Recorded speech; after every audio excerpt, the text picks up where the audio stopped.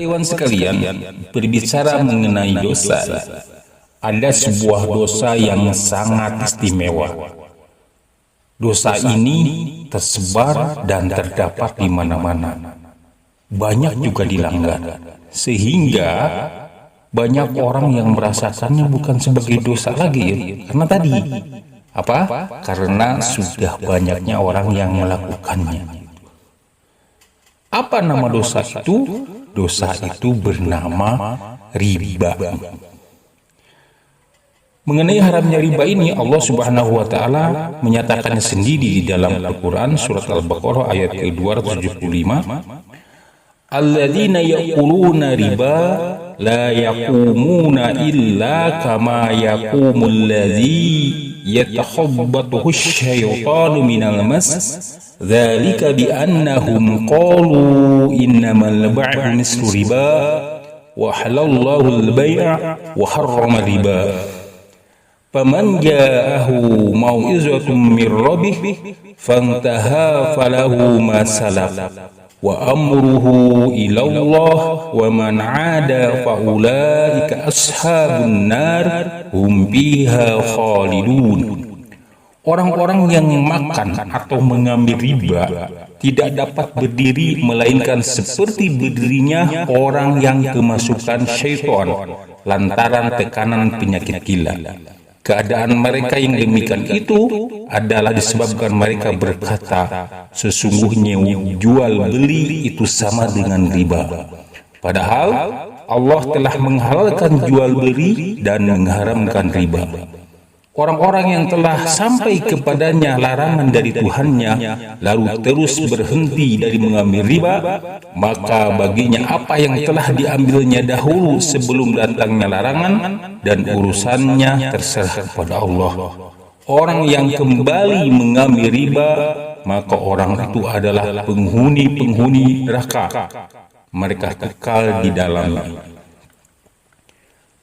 Para ikhwan sekalian, banyak perbuatan dosa yang disebutkan di dalam Al-Quran, seperti berdusta, makan babi, minum minuman keras, mencuri, korupsi, berzina, berjudi, riba, dan sebagainya.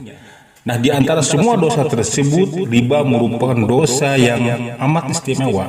Kenapa dosa riba ini disebut sebagai dosa yang amat istimewa? Nah, pertama, meninggalkan riba adalah syarat agar kita disebut mukmin. Nah, mengenai hal ini Allah Subhanahu wa taala berfirman, "Ya ayyuhalladzina amanu taqullaha wa dharu ma baqiya minar riba in kuntum mu'minin." Hai orang-orang yang beriman, bertakwalah kepada Allah dan tinggallah sisa riba yang belum dipungut jika kamu orang-orang yang beriman. Nah, ayat tersebut menegaskan bahwa jika kalian beriman, tinggalkanlah riba. Nah, jadi tersirat di dalam ayat tersebut bahwa meninggalkan riba menjadi semacam syarat atau paling tidak sebagai tanda bahwa kita ini adalah orang yang beriman. Itu maksudnya. Yang kedua, kenapa riba itu dikatakan sebagai dosa yang istimewa? Yang kedua, pelaku riba dinyatakan sebagai orang yang berani menghadapi atau menentang perang melawan Allah Subhanahu wa taala dan Rasulnya. Hal ini dikemukakan Allah Subhanahu wa taala dalam surat Al-Baqarah ayat ke-279. Fa illam taf'alu fa'dhanu biharbin minallahi wa rasulihi wa in tubtum falakum ru'usu amwalikum la tadlimuna wa la tudlamun. Maka jika kamu tidak meninggalkan sisa riba, maka ketahuilah bahwa Allah dan Rasulnya akan memerangimu. Dan jika kamu bertaubat dari pengambilan riba, maka bagimu pokok hartamu, kamu tidak menganiaya dan tidak pula dianiaya. Nah, di dalam ayat ini Allah Subhanahu wa taala mengumumkan perang terhadap para pelaku riba.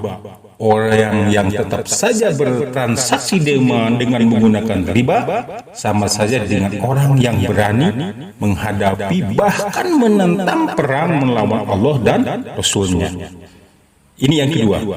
Dan yang ketiga, kenapa riba itu dikategorikan sebagai dosa yang sangat istimewa? Karena riba adalah satu-satunya dosa yang didefinisikan oleh Al-Quran. Nah, hanya satu-satunya.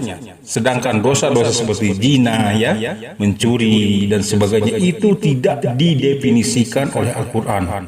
Allah Subhanahu wa Ta'ala tidak menerangkan arti masing-masing dosa itu karena cukup dipahami. Tetapi riba bedanya.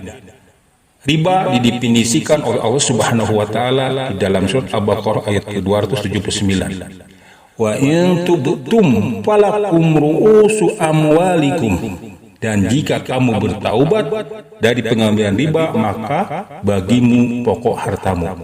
Nah, di dalam ayat ini Allah Subhanahu wa Ta'ala menggariskan bahwa jika kita memberi hutang kepada seseorang, maka kita tidak hanya berhak menerima kembali uang yang kita pinjamkan itu, tidak boleh kita minta kelebihan pada waktu ia melunasi hutangnya nanti. Jadi kita tidak berhak minta atau mensyaratkan tambahan atau kelebihan atas pokok harta yang kita hutangkan. Nah, yang keempat, kenapa riba itu disebut sebagai dosa yang istimewa? Karena pelaku riba diancam dengan siksa yang kekal di neraka. Nah, Allah Subhanahu wa Ta'ala berfirman, "Wa man 'ada fa ulaika ashabun nari hum fiha khalidun." Orang yang kembali mengambil riba, maka orang itu adalah penghuni neraka. Mereka kekal di dalamnya. Masya Allah, luar biasa sekali ancaman Allah Subhanahu wa Ta'ala. Bayangkan, kekal di neraka, kekal di surga adalah harapan kita semua, tetapi kekal di neraka, naudzubillah. Kekal di neraka itu akan dialami oleh pelaku riba, siapapun dia. Barang haram yang paling banyak dikenal orang yakni makan babi. Itu pun tidak diancam neraka di dalam Al-Quran, tetapi pelaku riba, siapapun dia, diancam dengan azab neraka yang kekal. Subhanallah. Kita berlindung kepada Allah Subhanahu wa Ta'ala dari azab yang demikian hebat.